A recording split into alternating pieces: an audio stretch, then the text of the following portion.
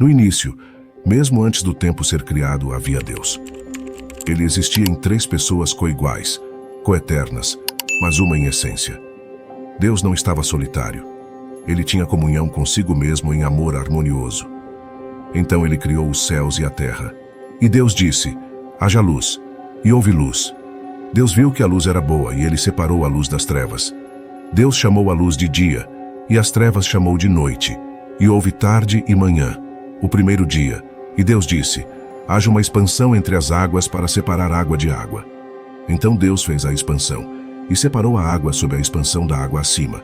E assim aconteceu. Deus chamou a expansão de céu. E houve tarde e manhã, o segundo dia. E Deus disse: que as águas debaixo do céu se ajuntem num só lugar, e que apareça a terra seca. E assim aconteceu. Deus chamou a terra seca de terra, e as águas ajuntadas ele chamou de mares. E Deus viu que era bom. Então Deus disse: que a terra produza vegetação, plantas que dão semente e árvores que dão fruto com semente, cada uma conforme a sua espécie. E assim aconteceu. A terra produziu vegetação, plantas que davam semente conforme a sua espécie, e árvores que davam fruto com semente conforme a sua espécie. E Deus viu que era bom. E houve tarde e manhã, o terceiro dia. No quarto dia da semana da criação, Deus criou o sol, a lua e as estrelas, um vasto universo. E Deus disse: haja luzeiros na expansão dos céus para separar o dia da noite, e sirvam eles como sinais para marcar estações, dias e anos, que sirvam como luzeiros na expansão dos céus para iluminar a terra. E assim aconteceu. Deus fez os dois grandes luzeiros, o maior para governar o dia e o menor para governar a noite. Ele também fez as estrelas.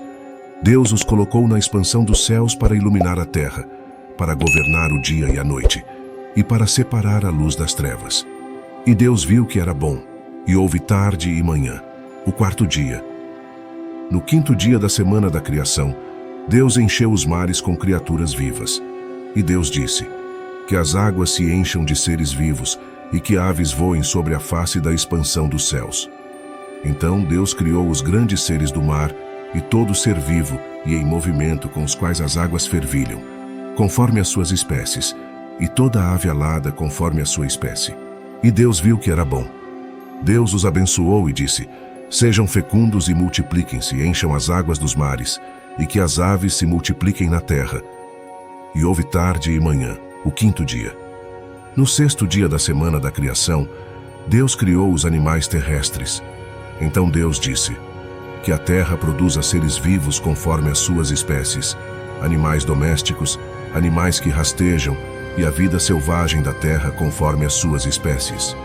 Assim, Deus fez a vida selvagem da terra conforme as suas espécies, o gado conforme as suas espécies, e os animais que rastejam pelo chão conforme as suas espécies.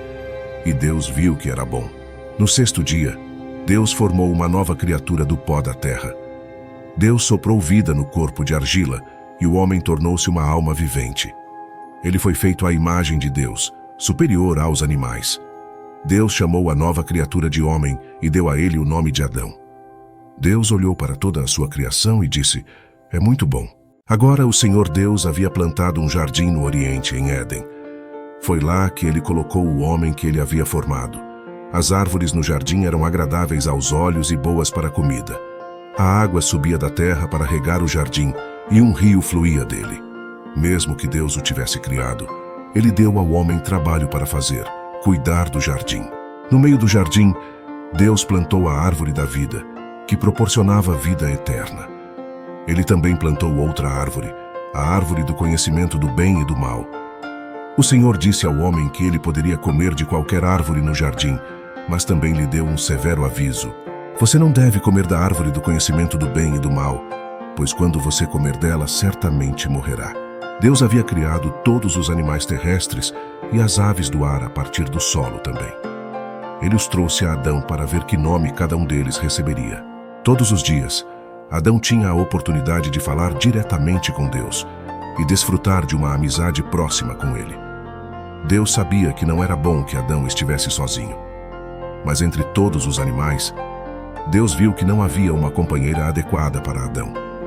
Deus então revelou o próximo grande passo em seu plano de criação. Deus fez com que Adão caísse em um sono profundo e, enquanto ele estava dormindo, Deus tirou uma de suas costelas. E a partir dessa costela, ele formou a primeira mulher e ele a trouxe para o homem. Ela era o complemento perfeito para ele em todos os sentidos. Sim, exatamente. Adão chamou sua bela nova esposa de Eva. Deus a trouxe para o homem. Assim, Deus mesmo realizou o primeiro casamento. Adão ficou impressionado com sua beleza e o presente indescritível que Deus havia concedido a ele. Satanás, um dos anjos caídos, agora procurava destruir o grande plano de Deus. Ele observava e esperava por uma oportunidade para destruir a bela obra de Deus.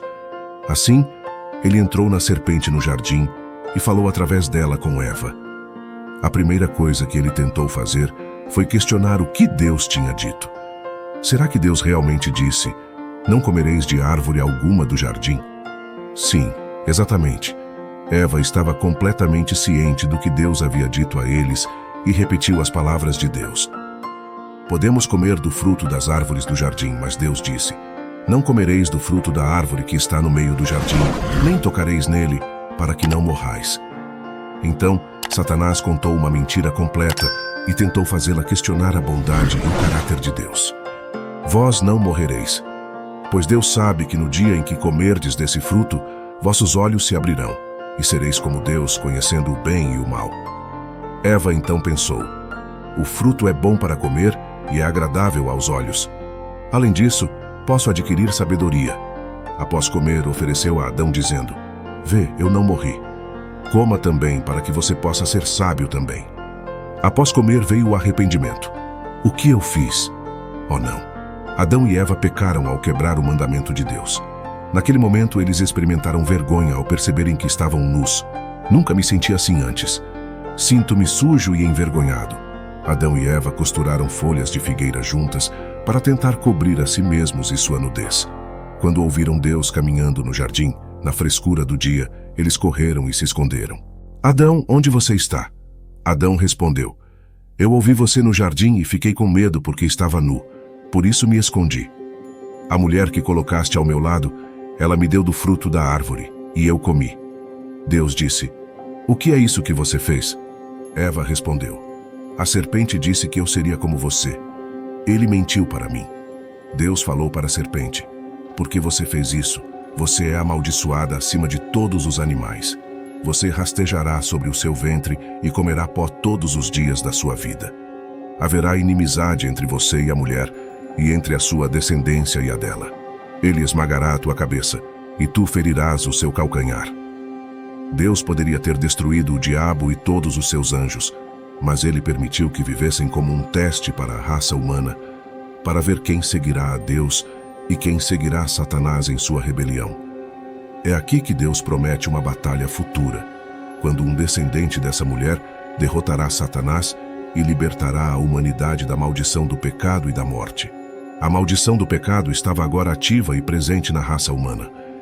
"Certamente multiplicarei as tuas dores na gravidez. Com dor darás à luz filhos. Teu desejo será para teu marido, e ele te dominará. Porque ouviste a voz de tua mulher e comeste da árvore que te ordenei, dizendo: Não comerás dela.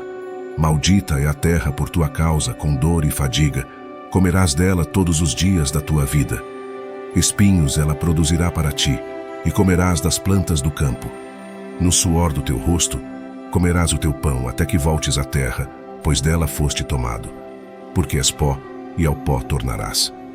O primeiro derramamento de sangue na história humana é registrado quando Deus mata 2 animais para usar suas peles como cobertura para os seres humanos caídos.